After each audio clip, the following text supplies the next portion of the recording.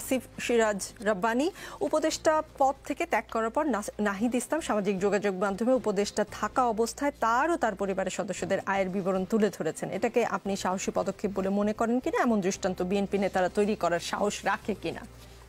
অবশ্যই আমি তার এই পদক্ষেপটাকে অবশ্যই প্রশংসা করি এবং আমি সাথেও বলবো যে বিএনপি নেতাদেরও এই সৎ সাহস আছে যে তারা এটা প্রেজেন্ট করবে আগামীতে ইনশাআল্লাহ যখন আমরা রাষ্ট্র ক্ষমতায় আসবো। জি, যেটা আজকে বিএনপির ভারপ্রাপ্ত চেয়ারম্যান তারেক রহমান বর্ধিত সভায় বলেছেন, সরকারের নিরপেক্ষতা নিয়ে ইতিমধ্যেই জনমনে সন্দেহ সংশয় সৃষ্টি হয়েছে। বলেছেন জাতীয় নির্বাচনের আগে স্থানীয় সরকার নির্বাচন অনুষ্ঠানের নামে কেন দেশের পরিস্থিতি আরও ঘোলাটে করতে চাইছে এটি জনগণের কাছে বোধগম্য নয়। আপনারা কি কোনো ষড়যন্ত্র তত্ত্বের কথা ভাবছেন বা বলছেন বা বলতে চাইছেন? BNP out, Tarique Rahman out, এমন একটা তত্ত্বের কথা শোনা যাচ্ছে, বাতাসে ভাসে। মানে এইটা কি আপনারা নিশ্চিত হয়ে কিছু বলছেন নাকি সন্দেহ করছেন? এই তত্ত্বের দিকে আমি যাব না, বাট যেটা ষড়যন্ত্র যেটা বলা যাচ্ছে সেই ষড়যন্ত্রের বিষয়টি হচ্ছে এরকম যে স্থানীয় সরকার নির্বাচনের কথাটা হঠাৎ করে আসলো কি জন্য? কারণ আমরা তো জানি যে আমরা এই যে গণ অভ্যুত্থানের যে আন্দোলন এবং এই বিএনপিরও যে 15 বছরের যে আন্দোলন সংগ্রাম, এটা সম্মিলিত, যেটা আমাদের ম্যাডাম চেয়ারপারসন খালেদা জিয়াও কিন্তু আজকে বলেছেন, সেটা হচ্ছে যে সম্মিলিত প্রয়াসে কিন্তু আমরা আজকে একটি নতুন স্বাধীনতা পেয়েছি। এবং এখানে কিন্তু যে 16 বছর যে মানুষ যে তার ভোটাধিকার দিতে পারেনি, এটা তো তাদের রাইট, এটা তাদের ফিরে পাওয়াটাও তাদের রাইট। তো আমরা যখন বিএনপি একটি লিবারেল ডেমোক্রেটিক পার্টি, তো নির্বাচন চাওয়াটা কিন্তু এটা অপরাধ নয়, তারা আমরা নির্বাচন চাইতেই পারি। তো যেখানে আমরা জাতীয় নির্বাচনের দিকে জনগণ চায়, সেখানে হঠাৎ করে স্থানীয় নির্বাচনের যে তত্ত্বটা নিয়ে আসাটাই আমার কাছে একটা ষড়যন্ত্র মনে হয়। যেটা আপনি -2 যে কথা বলছেন তার সাথে এটার কোনো লিঙ্ক আমি মনে করি না। বাট যেখানে এখানে এই তত্ত্বটা এই কারণে যে স্থানীয় নির্বাচনটা আমার মতে বা আমার দলের মতে এটা আওয়ামী পুনর্বাসন প্রকল্প ছাড়ার কিছুই নয়। এটা ফ্যাসিবাদকে আবার মাথাচাড়া দিয়ে উঠার একটা সুযোগ আমি সৃষ্টি করে দিতে চাই। তাহলে এটা কারা চায়? যারা আজকে এই ফ্যাসিবাদের পতনে আমরা সবাই হাতে হাত রেখে কাঁধে কাঁধ রেখে কাজ করেছি, তাহলে কেন আবার আমরা এই ফ্যাসিবাদকে আবার নতুন করে এদেরকে জাগাতে চাই? এটা তো একটা ষড়যন্ত্রই মনে হয় আমার কাছে। এবং দেখেন, যদি আপনার এদিকে যদি এই অন্তর্বর্তীকালীন সরকার এদিকে যদি এই পথে হাঁটে, তাহলে যে সংঘাত, আমরা যেমন মাঠের রাজনীতি করি আমরা কিন্তু জানি স্থানীয় নির্বাচন যদি আগে হয় যে সংঘাতের সৃষ্টি হবে, এমনি লোকাল ইলেকশনে সবসময় একটা সংঘাতের সৃষ্টি, এই সংঘাতের রেস কিন্তু জাতীয় নির্বাচন পর্যন্ত যাবে। এবং এমনিতেই ল অ্যান্ড অর্ডার সিচুয়েশন, আইন শৃঙ্খলার যেভাবে অবনতি ঘটছে, এটা তো তারা বিয়ন্ড দেয়ার কন্ট্রোল চলে যাবে এবং এটা কোনোভাবেই জাতির জন্য এটা কাম্য নয়। জি, ভারপ্রাপ্ত চেয়ারম্যান তারেক রহমান এটাও বলেছেন যে দেশে একটি অবাধ ও সুষ্ঠু নির্বাচন অনুষ্ঠানের জন্য নিরপেক্ষতাই হচ্ছে অন্তর্বর্তী সরকারের সবচেয়ে বড় পুঁজি। কিন্তু সরকারের নিরপেক্ষতা নিয়ে ইতিমধ্যেই জনমনে সন্দেহ সংশয়ের সৃষ্টি হয়েছে।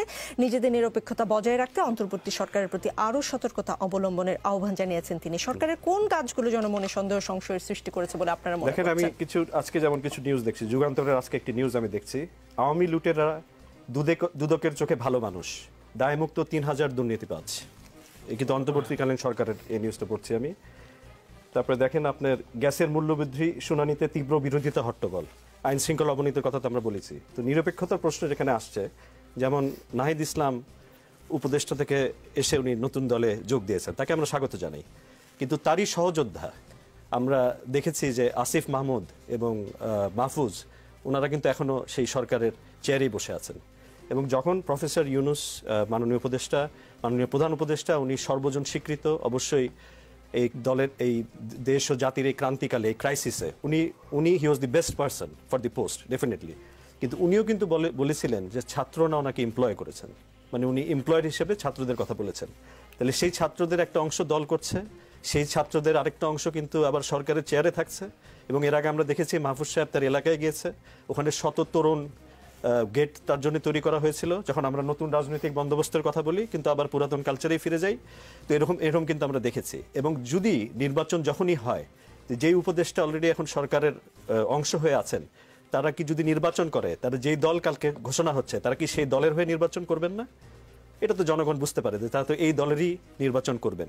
তাহলে যেন তাদের এই ব্যাপারে অনেক সতর্কতা অবলম্বন করা প্রয়োজন, যেন যেই আমাদের ভারপ্রাপ্ত চেয়ারম্যান সাহেব যিনি কথাটা বলেছেন যে নিরপেক্ষ নেবে, তখনই তো নিরপেক্ষতার প্রশ্নগুলি কিন্তু চলে আসে।